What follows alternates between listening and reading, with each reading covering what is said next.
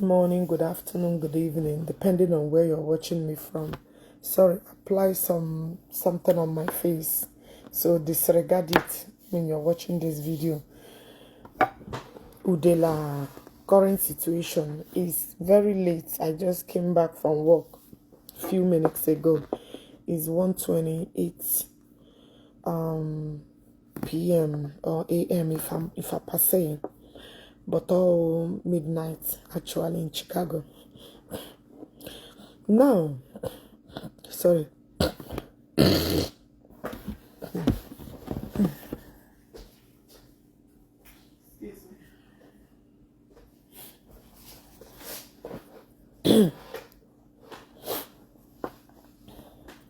Good morning. Udele current situation. I supposed to anchor this program, I think 2 days ago, but I decided to wait until I got all the information. Now, please, I would like, hey, Ali, I did not hear from you yesterday. I hope all is well. Okoko get the call, Gaga, I had too much. You were not able to reach out to your sister. Reach out to me. Now I said I miss you. Now, please, if you come across this video, I would like you to share it. Very, very important, because all I'm telling you is nothing but the truth. Like I normally tell you, oh, you slept off one need ya. Even if I did not work night. After this program, I'm gonna call you. Please, if you come across this video, I would like you to share. Yesterday I was anchoring a video. Hi, I report with them. I am Jibun. Anytime you come, you know, you make sure. Ogechi Okeke. That one is not Oka now. Gana Igbo and I got Igbo. Nege Moge Igbo. Nage Moge Igbo corner. So what is the big deal? You understand what I'm saying? So now, Udele. Let me start from those that are really clapping for VeryDarkMan. VeryDarkMan. I wish you know.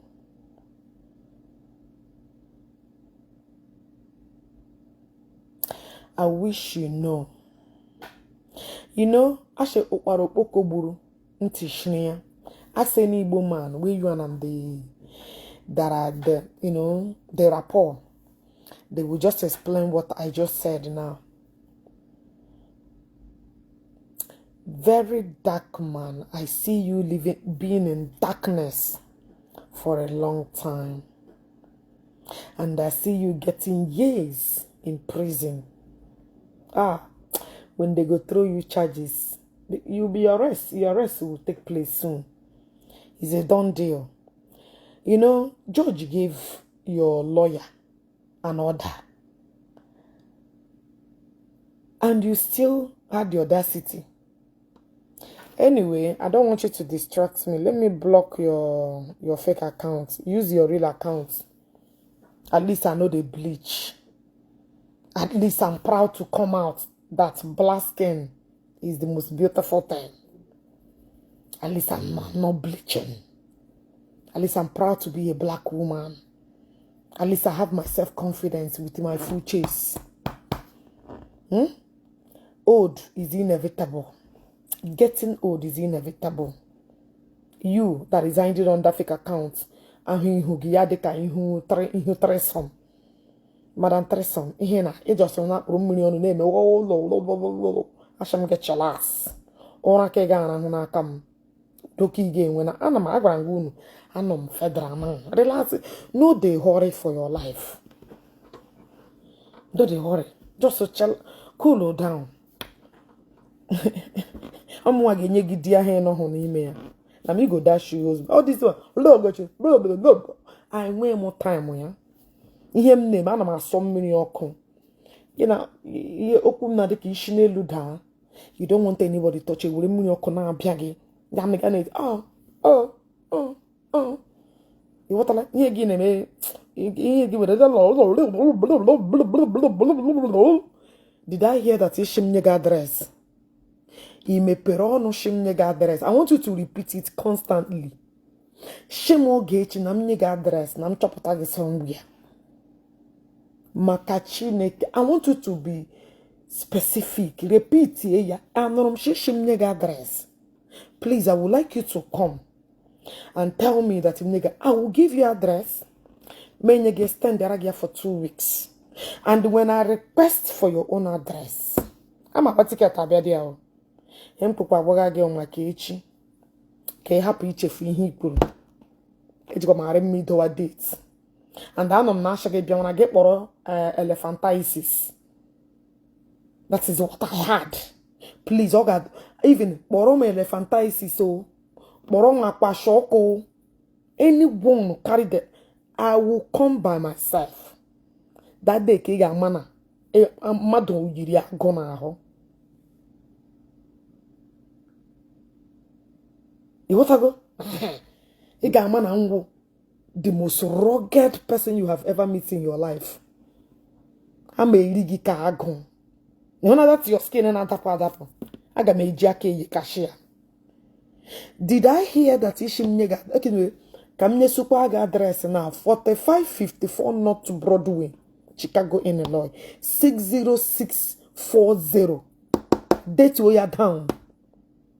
Irula dark, you call me, my about downstairs. And I'm see one thing about me. I know they hide though. When you get there, you call me. You want to go? Ishi palam nyekpa. The reason why I'm going, tag yage for your own good. She did. And daga may get 2 weeks for you to provide you. I'm about ticket. No, but man, make video now.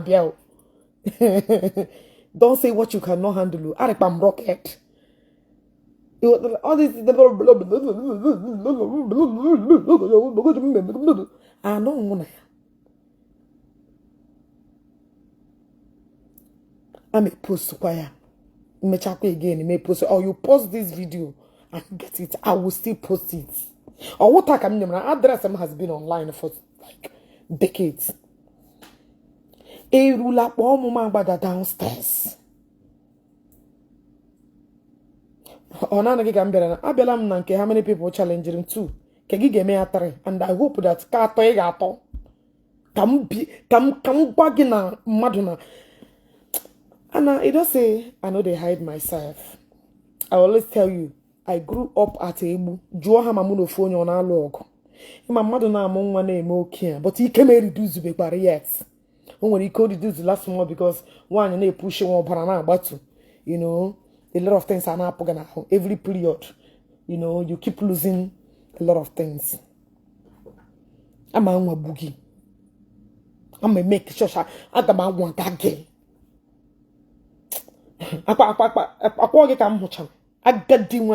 Anyway, you are not the reason. I told me he get distracting here now. I told me here like get distracting. Ishi, I'm going to distraction for now. But you need my address go. May take this 2 weeks vacation.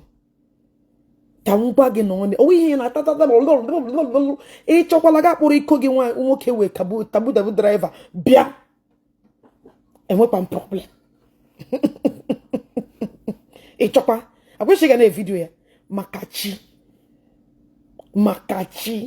I may nigga something you will remember for the rest of your life. Come up, Papagi. That's it. I told him because he been no na Bramun. Anom Fedra. You don't understand Fedra. Fedra is not look. Who am I talking to? Drunkards and Omashaw. Bleacher and group and companies. Ndejiraka yakasha their life. Green van everywhere. Aga me jizaka mnyegi map of Nigeria na Honaka Africa. Because I may make sure that I will leave a mark.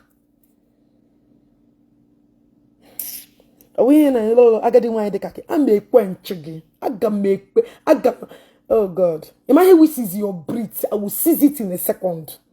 And I'm a mono.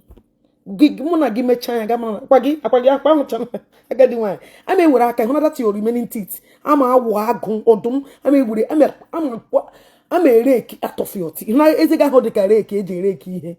I give me jacket rake the remaining. I shouldn't get your animal. But Ashes la I can't get a bleacher. Leave bleach alone. If I like, I will forget bleacher. No day get walk one cat leave bleach out of your shirts. I'm gonna bleacher cable. Leave bleacher out of your mess. One kegi after again a bleacher out there and I'm you fake you faking. I'm like hey she now gonna bleacher can shut the fuck up and fight your own fights. That's one thing I hate about Ona. You guys are so weak that none of you can stand alone. Ashemugi, you leave bleacher. Anytime I remember, bleacher is a everlasting wahala. Lehapuya come face yegi. No, they try to bring bleacher. Forget her. Onyola ma bleacher scattergo. Forget her. Face me. You say you will get getting I hate it. Actually, hate gan ko put physical. Hate. Jeju ajujum nebu. Emege with a picture like this. Gaju go da ajuju. Ana ma agba ogu abia compound mmadu. Ha kpurugidem nebu. Hi Chineke Ogechi. Nne mana Facebook o. Mana physical o. Mana Nigeria go la njam o drop my bag. Bejigi him mana rana cha people. As far as I don't see your face now. See, I want a very retentive memory. Do you know how I learned in school? It's through drawing. I am miss Hanos anime map. Eba humbara before. Who get this talent but any day well, I want to buy a man I get me. But take a home action did I go see you. I got home kewa. Ama muna dimo kuo. I'm dim gauge massage mobula. I'm a rigi kanu. I will devour you. Be come na Nigeria. Where eja hapolo mwane ha walk. Ama no gema mini elu. Cause I may make no go see road. Go to Ebu. And I grew up at Ebu Mpama, my maternal home. Ejo mayalo. Anyway, I'm abaramu maburu. My makukumshi from Ofuzo. Kam korogi in case makukumshi from Ofuzo. Lord dina Mpama. Omuya abua Lord dino mayalo. So the thing abaramu maburu. Ofu alu no Ofuzo. So came man that when he got he would a picture man. Jane, nobody go tell you say no me. By then, I got just a little history. I won't know how to do a boon Ishi. You guys keep hiding. Whenever I say, I will go to Anna. Pam mamma are gone. A Janet Jubli. I won't know how the boon. He got through story building and got honka. Go to Mpama. Oh, nebu, face it. You go see her. The one nebu lepo jogo, lepo hiri. How woman within that place. But they don't have piano and Mpama. Let me give my address direct. That is where I grew up to. Because nobody knows me that way. So where I grew up is where I'm telling you. Is where I'm telling you. And when I'm not the only thing I got her mother, my name sobu. Hey, this one mojile and sobu. But to me, nobody will know me. Because I got my sugar about all your nugget. I got my sugar, I got my bugagilu. I they tell you, go and find out. What's your man? I baga hoke shanka. Say, Omo Akigashi get Ogechi Okeke. Ofonya na apamoko. And the mucha gimare who satisfied. May cherego news which say J school. Oh, that is my name. Ochoka. Because I may make a sure. That's it. Go and ask girls someone how to there. Then go tell you. And I may put like Mpama. Oh, nebu. ị ga-ahụ ya elu 2-story building nọ nga ahụ gị na-aba akpa ka efe esi gị ga-ahụ ya ala ka efe. That is where I grew up. Ọ nga mama hụ irula jụọ ajụjụ even nga mpụ ga-enwe na onye so m ga-akpa gị. I should stop exposing witchcraft. Time is shown. Suppose when you get money. Just children nebu na. That's where I did. I should start exposing only. No, get me. What you go do? Jenga who came and family and family. In fact, I know they do trouble, but we give Baruga got one onion my Uncle George. Trouble. My trouble. All like the whole mpamani because nna ya nwegidere ala nwa ala to understand people emewere huru ndeke nana na ha when they were young the man ability go school go university sue all of them not ha na back. It's only few ka George shezi ha pro ha. Look at you never see trouble. Go there and verify. Any gam gi fonde choro e mata me ana magbo mu nwani nde shi okay age can be add two of you come choro la bia na America. I find one go to Michigan ka ha balaga, find one go to Texas ka ha no uyo ekpo mana 911. You want to go or show you crush again?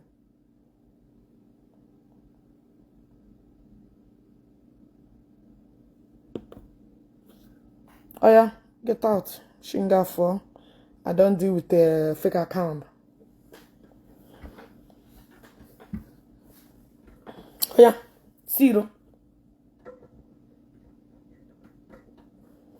Yeah, pray. I sure gonna Princess Victory Corgan or pray. Don't you ever tell me how to run my program. Ikushi kema block okay.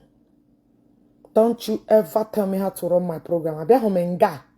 Beke for some works out of and when we can nyega get dessert in chagi dessert jigo afoga for. Don't you ever tell me how to run my program. Wala page ano udo awu option here. Iwala him meaning. Okay, dear way. Udo awu option here. Magine mena. Facebook awu hebe madu na ezo na ato ashi. Go to my eba ho kam toro. And when you do gaga shigi, oh, okay, chori azuchichwa ala ni nebu. And I don't hide myself. It's okay, dear way. So you know, Shilam, Ejanam, only bugidena machuru Jena, Texas. On another nail, woman I won't. Now I want to here public place. I can come in anywhere. Machuru Gana, Michigan. Gasha gave me a trap. See. There is no two ways about Henina and Abarion. A question I don't know to determination address. Nambagi location. I get the one.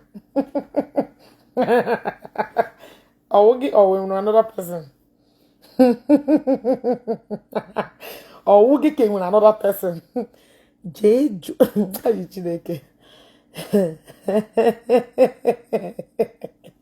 Anyway. Like I said, local saga monopala. I am coming on the local way. Come not go to them no na.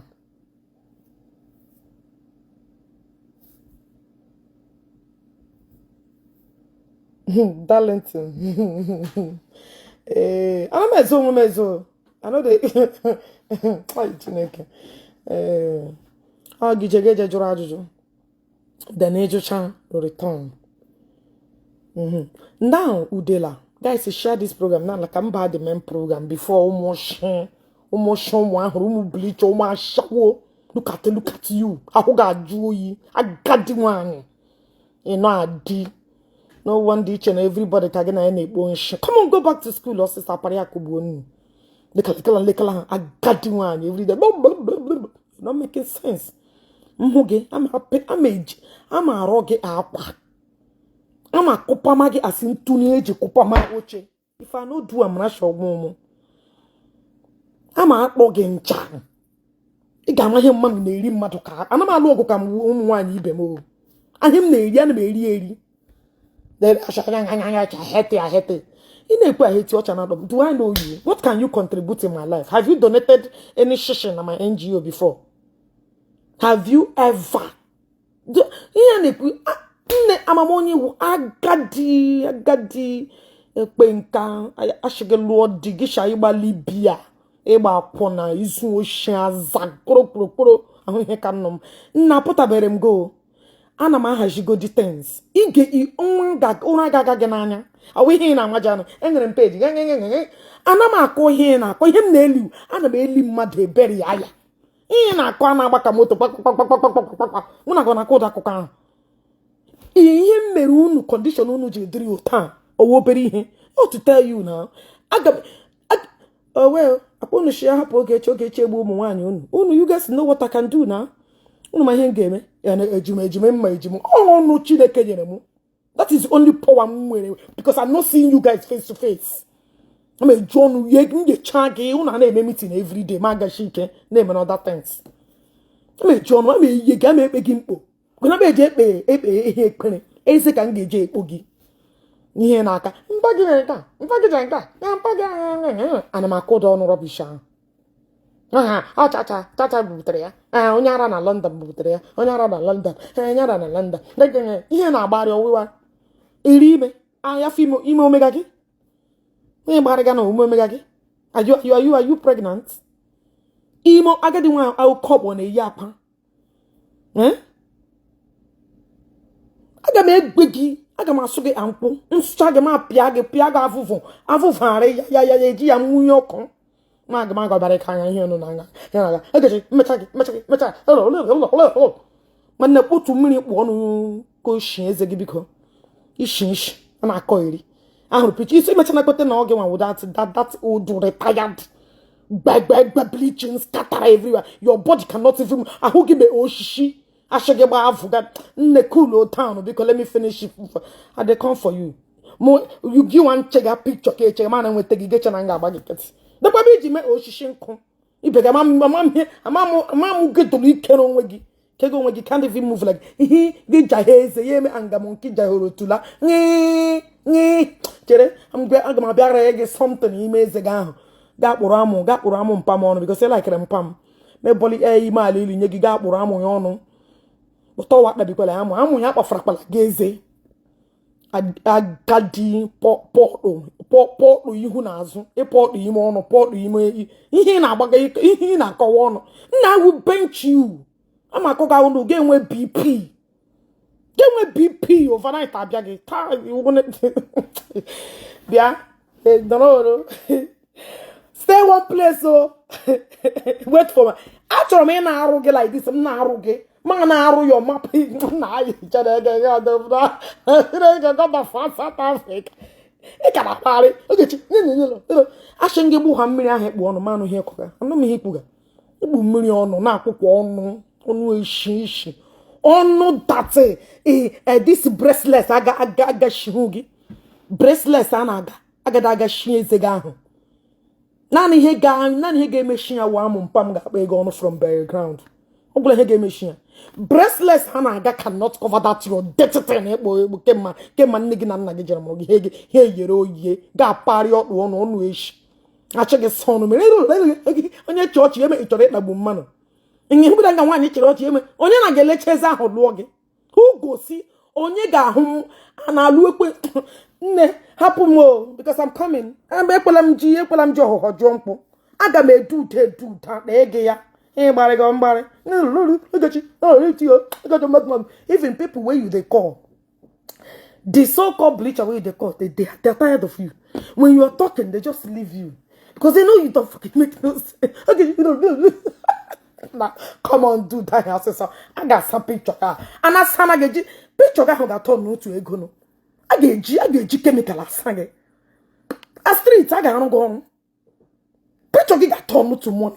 Ijele asana oja with you. I got sangi paper money. I got some picture got science. I don't care about picture. Don't worry about it. Don't care about it. I care and I love it. Hapuzi heji me. Enaju udele je anu udele. Obasara gigiri ge. Ana koiri. Come on, Jezuriki. Jezuriki osiso. Nna mu giga ama kpụrụ amụ ya they gone. I'm only one he gas. Oh, he got that your confused generation. I'm on now. The good kid, the good no kid there. Even only she, Mesagaka, I'm there. Only she one of the two person. If only she touch you, oh, I'm pega you. Yeah, Mesagaka, the spirit abaya, ya the spiritual happen. I'm not the person. Sorry, is a blind person. Maya will show up the koroko, and I talk it. Only shabaga say, like man. As soon as I touch her, give me an appear as spiritually. I am one there. Imagine you. They look at me. You didn't quite let go.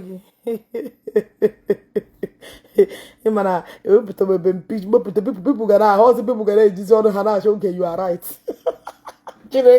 Now come on, guys, sit down and happy to be. I gotta make it up, mother. Happy to be. When the Chereka hear my chore, you can't call me and answer. I'll be the one to call you. You answer me. You can't come around and calling me. No. You're too small. You're nobody. I'm with your calesia. So when I call you, answer. Now I can't answer you because you do home.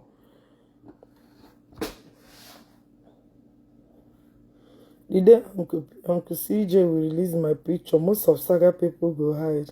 Pretty girl, don't beg. Combination. Natural man, okay? I want to see you.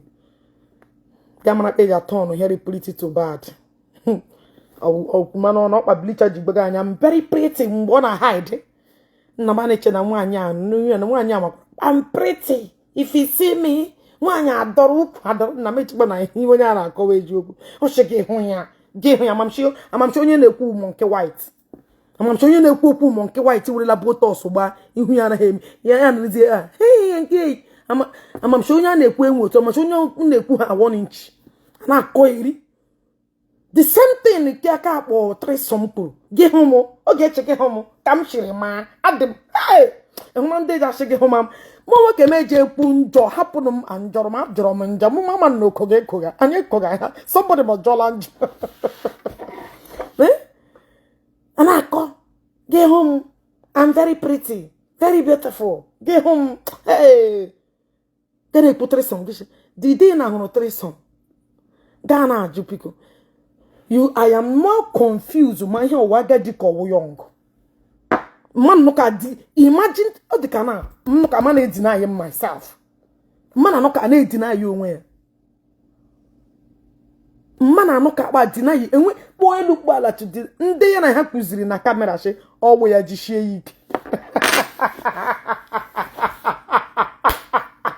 no, why? When you start denying your identity, we will then grab your shadow. Me, oh man, you need I'm like women to women. And I try to woman. I'm like women to women. And I query. Ono gaga po wasaga this upcoming. Oh. You denied yourself from echana kwete. Ide wata. Echananka. Nki dore nolo. Maka chineke eka debi mma. I will put Facebook. Do you want to go and recheck yourself? So could not even save you from the dirty. Please, can you deny yourself? Peter denied Jesus.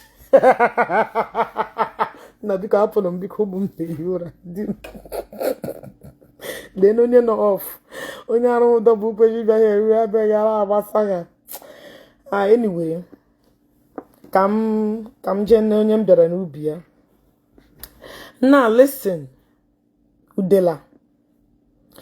Do you know why I like what is happening? Hi.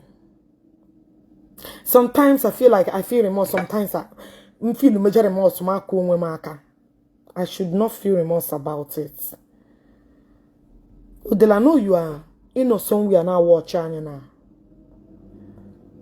Somewhere because I'm new on the phone. You guys operate social media. I know my page is your number 1 place you watch. Am I here? Do you know what you're going to do? Because I know that you will not make this thing alive. It is written, it's obvious that your time is up. Charia imenganga heno. You need to give your life to Christ because you have only limitation time to live. You need to know imenga guru Bible over. And maybe that's how God wants to capture you. Maybe otaka actually ije or napota gena aka onu. Onye kare imegen. Igeme. Where she wants to argue Bible should be your #1 first book. Because say that is over. People don't know how bad you are. Oh, my gosh, me is in a picture, yeah.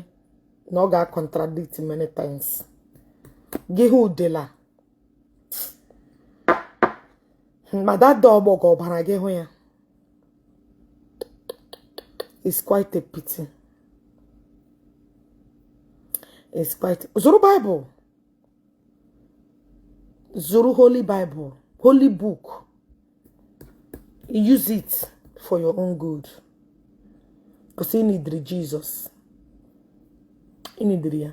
Ya he made that DJ kupu ono she unu ge mecha kidney problem abi unu. Ichere buko bi wo amuman anybody anyhow. Ebukobi is onye ha wo an ordinary person. Ebukobi kwuru ya, go and get that video. No ge mecha bo kidney problem. You were not sick. Nya wu oku Elisha purushi agotabu shakwa umaja ago aputali ha.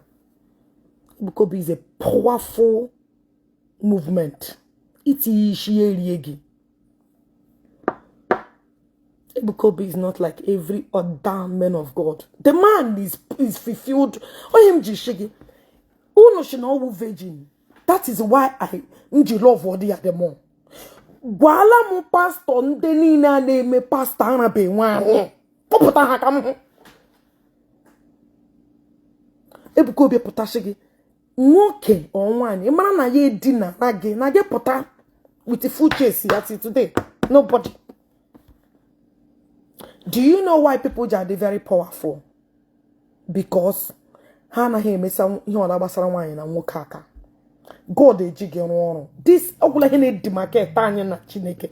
That is why Ebukobi is very poor. Oh meno no ilu nwa kana to yojo. Because ocho he lose that connection with God.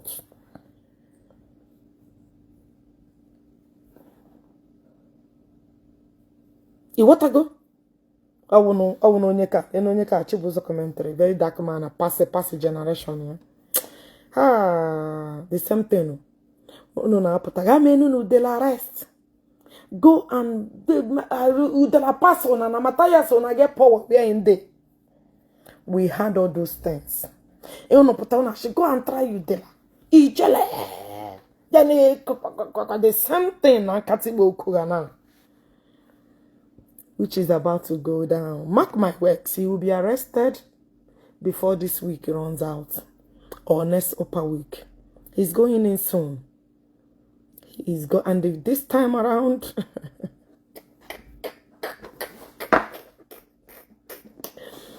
Ngaka, we are not just saying that you should not love him. Nobody's preaching hate. But here we go. Is he ready to face his fear?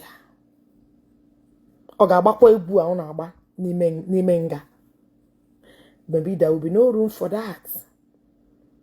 Udele hozi room. If I open this picture and show you Udele, if you never heard about Bobble, you will cry. Ha.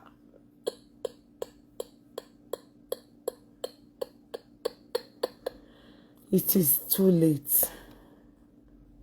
Udele is too late.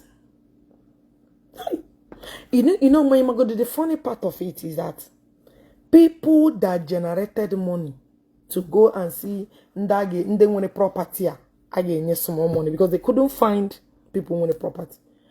The money they generated here.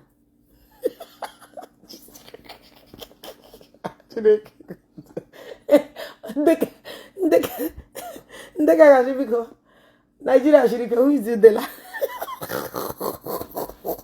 Do you know that they squanderized that money? So that the people got calling you, there is no broken. Go and wake that no London for how many years? Udele is not broken. Udele is in high spirits. Don't listen to what all these shenanigans are saying. All these shenanigans, Ogechi. She's not educated. You can't listen to her. Look at her, Ogechi. If anything happened to Udele, you hold Ebukobi, Ako, and Ogechi responsible. Are we afraid to be held responsible?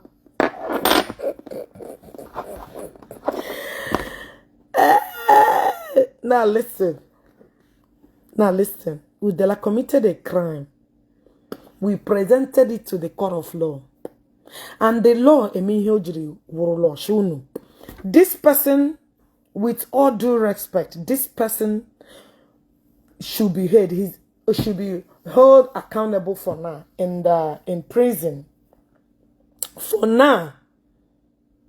Because he's a threat to the society. We need something.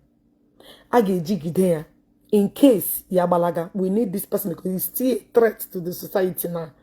And as it stands now, under government custody, Ebukobi has nothing to do with it. So if anything happened to Udele now, it has nothing to do with Ebukobi. I'm just alerting you.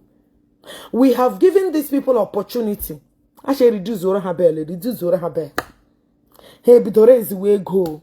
Now they generated money. Some individual, the same people now say, write down, we are behind you. Write down, we are behind you. Write down.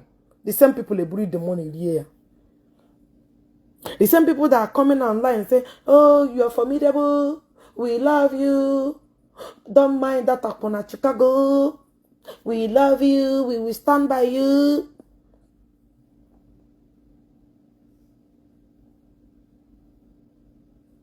You understand what I'm saying? Now, the same people that faking love giving you on social media has eaten the same money.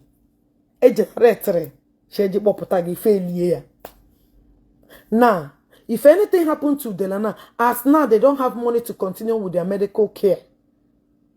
As it stands now, that is why Udele 4 pints of blood yesterday. 4. Udele. In fact, I'm not even why only Obara who people need Rian. Udele don't need that blood. Udele don't need that blood. Only the Obara. The government that this guy is under their custody. So if anything happen, is the government property. You can people know what under government custody.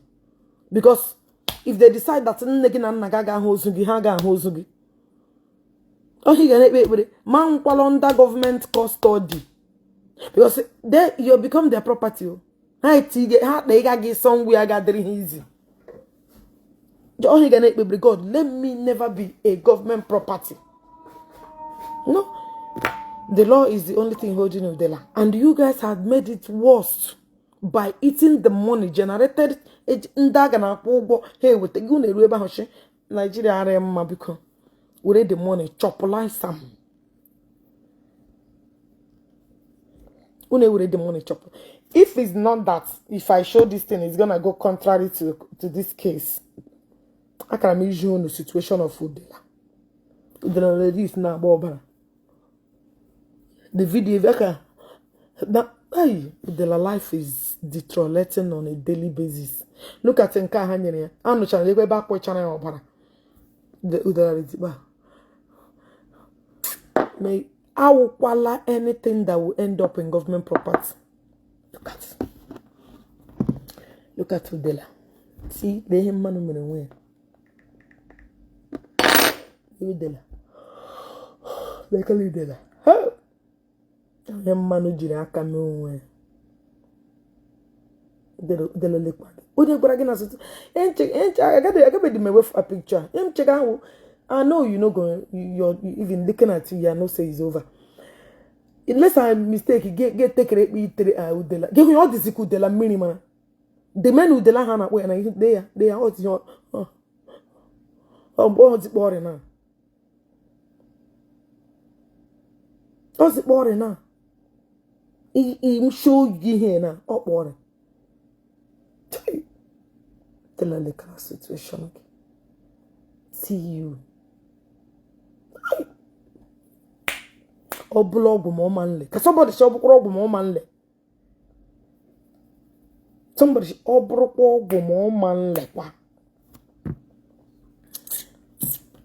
No wonder your friend that's Chimuzu Kelontana Parian.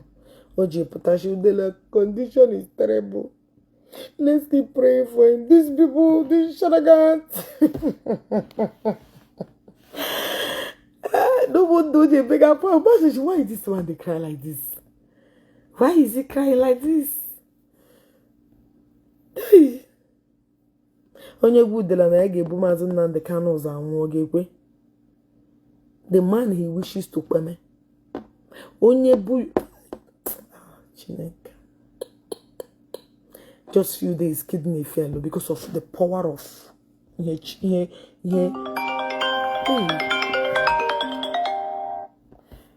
Okay, manozana akpom. Now far, I'm going to nagi yesterday down phone again. You bawa? Okay.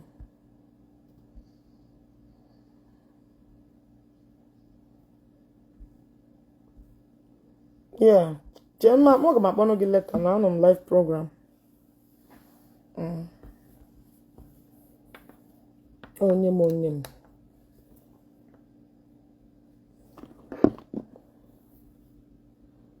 So it is quite unfortunate.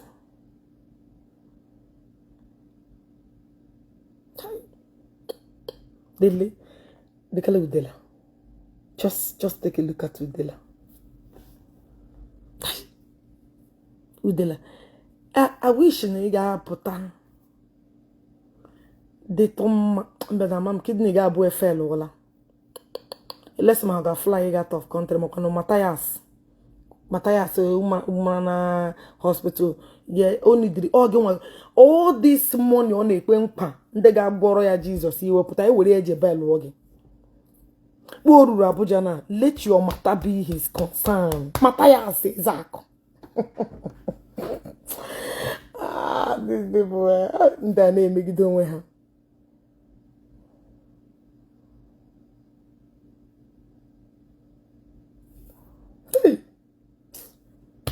Udele, as I'm looking at Udele here now.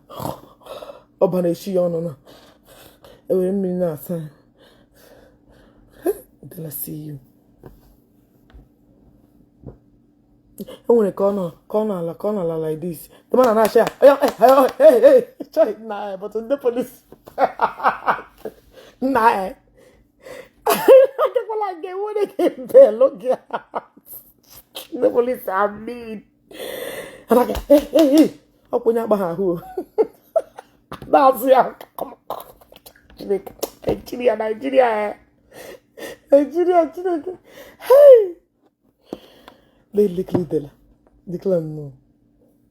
Lick Udele.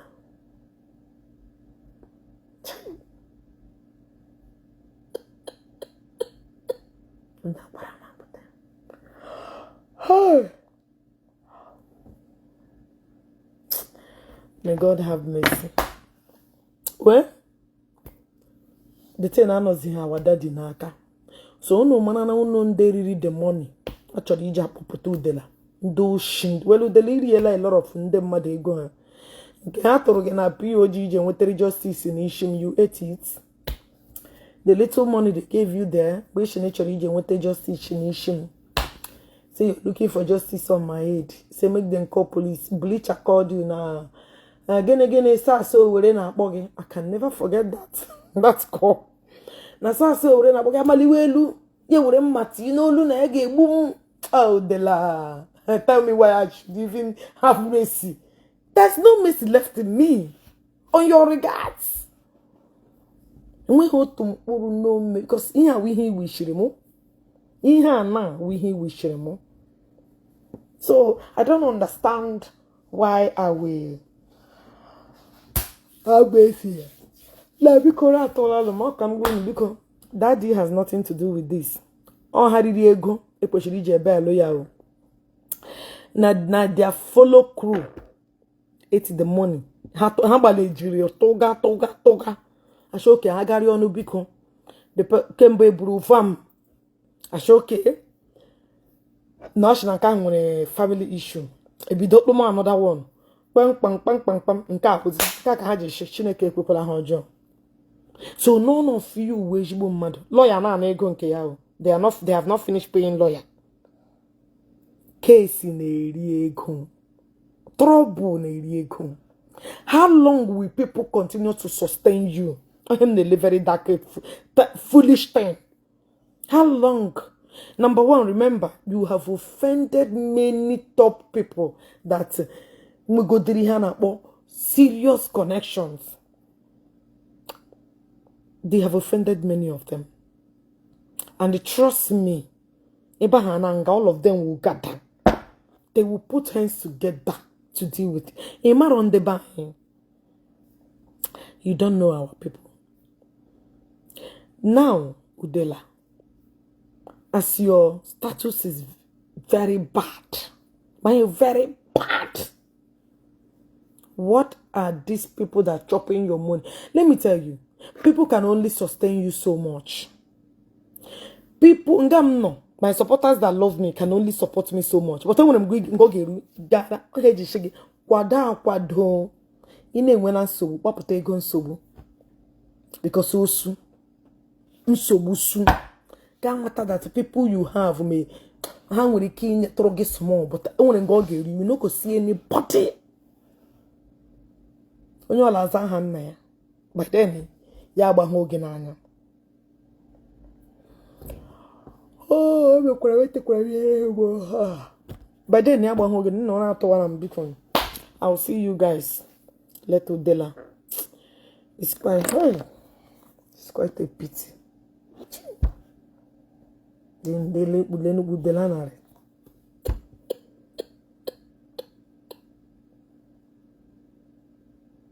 ewe to him na me them man how you look. Udele first kidney fell channel 1 now two of them yaka when they was here fuzzing a bicycle.